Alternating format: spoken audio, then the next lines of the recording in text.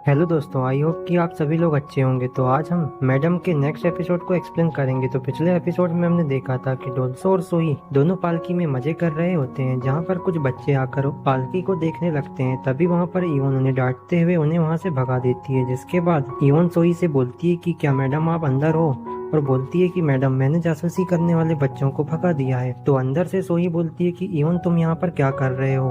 तो इवन बोलती है कि मैडम मैं यहाँ पर कुछ काम से आई थी। तो सोही बोलती है कि मैं ठीक हूँ, तुम जाओ और जाके अपना काम करो। तो इवन बोलती है कि ठीक है मैडम, ये बोलकर वो वहाँ से चले जाती है। जिसके बाद हम पालकी के अंदर डोल्सो और सोही को देखते हैं, जहाँ पर वे लोग इवन को वहाँ देखकर डर जाते हैं। वहीं इसके बाद हम यूंग को देखते हैं, जहाँ पर उसे वो लड़की शराब पिला रही होती है। जिसके बाद वो लड़की बोलती है कि आप बहुत ही अच्छा खेल रहे हो। तो यूंग बोलता है कि यदि मैं इस बार जीत गया तो तुम्हारे लिए एक रिंग खरीदूंगा। जो सुनकर वो लड़की बोलती है कि आप तो बहुत ही अच्छे हो। ये बोलकर वो उसके पैंट में हाथ डाल देती है, जो देखकर यूंग हैरान हो जाता है। तभी वो लड़की बोलती है कि क्या तुम मेरे साथ किसी दूसरे कमरे में चलकर वाइन पीना चाहोगे। और तभी वहाँ पर बाकी के लोग बोलते हैं कि क्या तुम एक और बार गेम खेलना चाहते हो। जिसके बाद सीन शिफ्ट होता है और हम मार्केट में इवन को देखते हैं, जो एक शॉप में आकर रुक जाती है, जहां वो उस शॉप में लेदर की बनी सैंडल देखती है। ये देखकर वो बोलती है कि यूं के पास कोई भी अच्छी सैंडल नहीं है, इसलिए वो उसे लेने का सोचती है। जहां पर वो उसका प्राइस पूछती है तो वो आदमी बोलता है कि इसकी प्राइस 2 नांग है। जो सुनकर इवन बोलती है कि ये तो बहुत ही महंगी है। तो वो आदमी बोलता है कि हाँ, लेकिन ये प्योर लेदर की बनी है, इसलिए ये महंगी है। तो इवन अपने पास रखे पैसे चेक करती है, जहाँ उसके पास उतना पैसा नहीं होता। तो ये देखकर वो शॉप ओनर बोलता है कि कोई बात नहीं, मैं तुम्हारे लिए इसकी प्राइस कम कर दूंगा। जो सुनकर यून उसका धन्यवाद करती है। जिसके बाद वो उसे ले लेती है और बोलती है कि यूं को ये अच्छी लगेगी।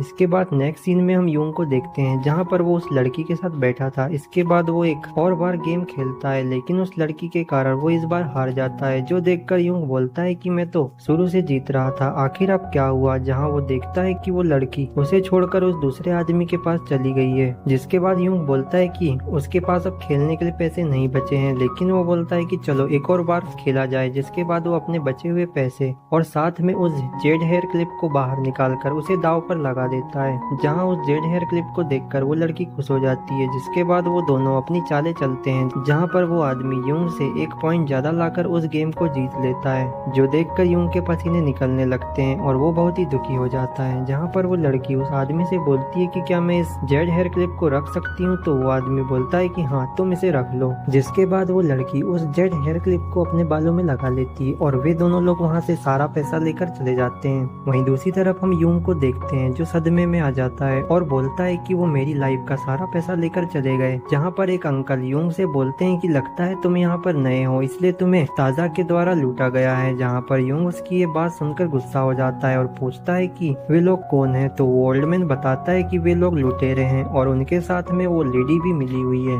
वे लोग यहाँ पर नए लोगों को बेवकूफ बनाकर लूट लेते हैं। जो बात सुनकर यूं बोलता है कि मैं उन लोगों को नहीं छोड़ूंगा। जिसके बाद नेक्स्ट सीन में हम डोल्सो और सोही को देखते हैं, जहाँ उन दोनों लोगों ने एक दूसरे के हाथों को थामा होता है। तभी वहाँ पर वही ओल्ड मैन उस रास्ते से गुजरता है, जो देखकर वे दोनों अलग हो जाते हैं। जिसके बाद सोही बोलती है कि मुझे अब पालकी में बैठना चाहिए। जहाँ पर डोल्सो बोलता है कि शाम होने वाली है, लेकिन यूंग अभी तक नहीं आया। तो डोल्सो सोही को बोलता है कि आप यहीं पर रहिए, मैं यूंग को ढूंढने जा रहा हूँ। तो सोही बोलती है कि ठीक है, मैं तुम्हारा यहीं पर वेट करूंगी। जिसके बाद नेक्स्ट सीन में हम उस लुटेरे आदमी और उस लड़की को देखते हैं, जहां पर वो लड़की बोलती है कि हमारे प्लान के अनुसार हमने उसको अच्छी तरह से लूटा है। तभी वो बोलती है कि सब सर्वेंट एक जैसे ही होते हैं। जहां वो आदमी बोलता है कि चलो आओ मजे करें, मुझे जल्द ही दूसरे काम पर जाना है। जिसके बाद हम उन दोनों को देखते हैं, जहाँ वे लोग मजे कर रहे होते हैं। वहीं दूसरी तरफ हम इवन को मार्केट में देखते हैं, जहाँ वो यूं को ढूंढ रही होती है।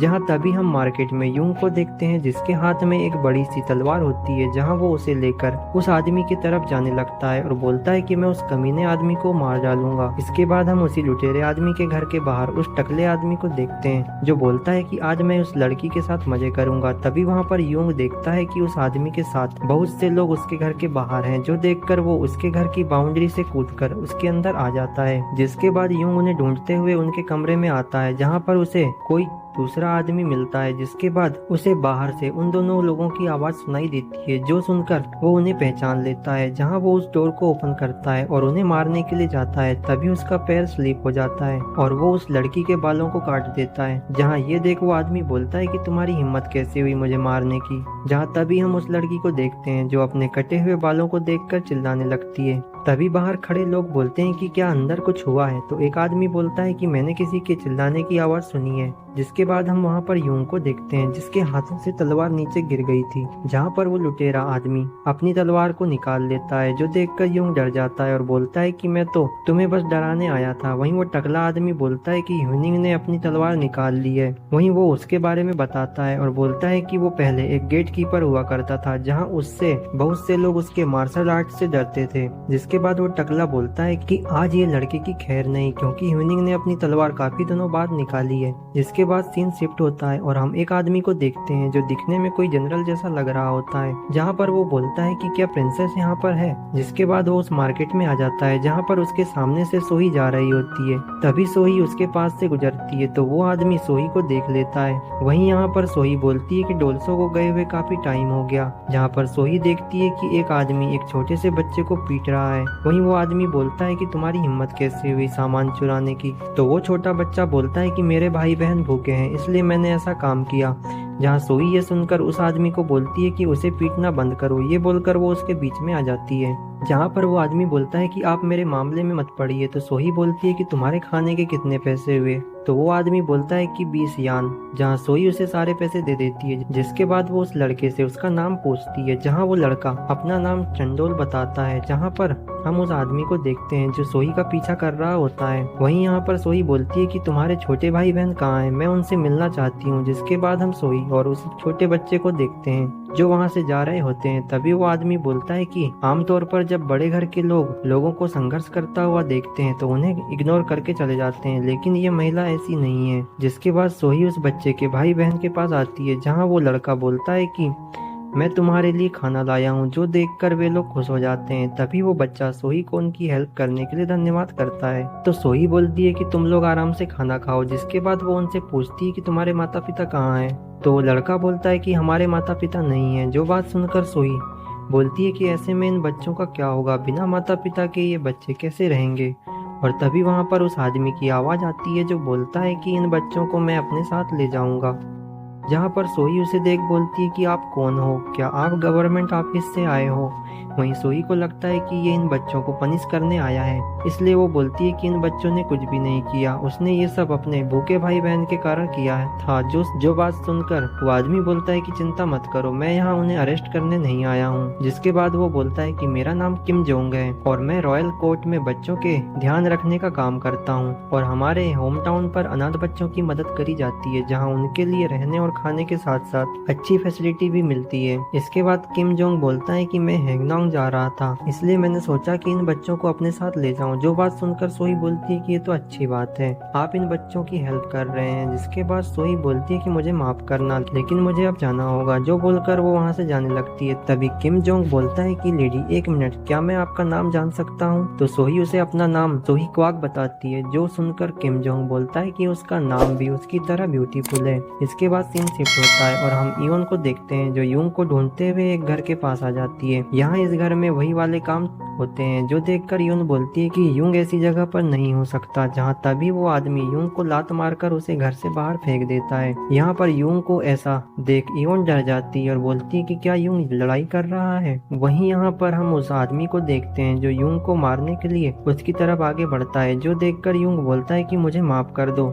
मेरे से गलती हो गई, लेकिन वो आदमी उसकी बात नहीं सुनता। वहीं पर यून देखती है कि उसका जेड हेयर क्लिप उस लड़की के पास है। जिसके बाद वो आदमी यून को मारने के लिए अपनी तलवार चलाने लगता है। जो देखकर यून उसके बीच में आ जाती है और बोलती है कि रुक जाओ। जहाँ वो यून से बोलती है कि तुम यहाँ से जल्दी से भागो। तो यूंग वहाँ से जाने लगता है। जो देखकर उस आदमी के साथी बोलते हैं कि बॉस वो कमीना भाग रहा है। तो वो आदमी बोलता है कि उसको पकड़ो, उसे भागने मत देना। जिसके बाद हम उस लड़की को देखते हैं जो यून से बोलती है कि वो आदमी तुम्हारा क्या लगता है, क्योंकि उसने तुम्हें अकेला छोड़ दिया मरने के लिए, क्या वो तुम्हारा पति है? तो इवन बोलती है कि हाँ वो मेरा पति है। जो सुनकर वो लड़की बोलती है कि क्या ये हेयर क्लिप भी तुम्हारा है? तो इवन बोलती है कि हाँ। तभी वो लड़की बोलती है कि तुम्हारा पति तो मेरे साथ सोने वाला था। जहाँ पर उसकी ये बात सुनकर इवन बोलती है कि मेरा यूं ऐसा नहीं है। जिसके बाद ह्यूनिंग अपने आदमी से बोलता है कि इस लड़की के बाल भी उसी तरह काटो जिस तरह इसके पति ने काटे थे।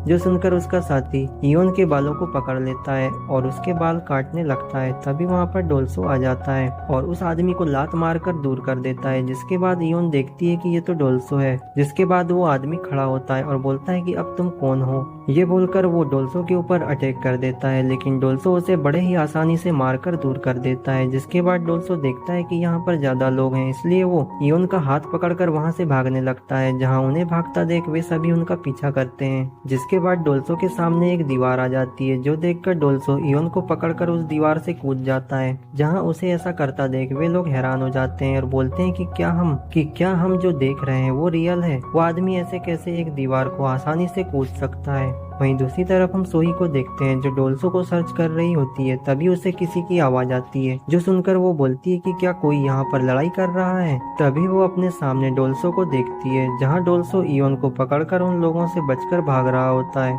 जो देख सोही बोलती है कि आखिर क्या हुआ? तो डोल्सो बोलता है कि मैडम आप यहाँ से दूर जाओ। तो सोही बोलती है कि वे गुंडे तुम्हारा पीछा क्यों कर रहे हैं? तो डोल्सो बोलता है कि मुझे नहीं पता। जहाँ वे लोग वहाँ से बाहर निकलने की कोशिश करते हैं, लेकिन वे गुंडे उनको चारों तरफ से घेर लेते हैं। जो देखकर डोल्सो सोही और इवन को अपने पीछे छिपा लेता है और अपनी तलवार निकालकर उनके आगे आ जाता है। और इसी के साथ ये एपिसोड एंड हो जाता है। यदि वीडियो अच्छी लगे तो लाइक, शेयर और चैनल को सब्सक्राइब जरूर करें। तो मिलते हैं नेक्स्ट एपिसोड में।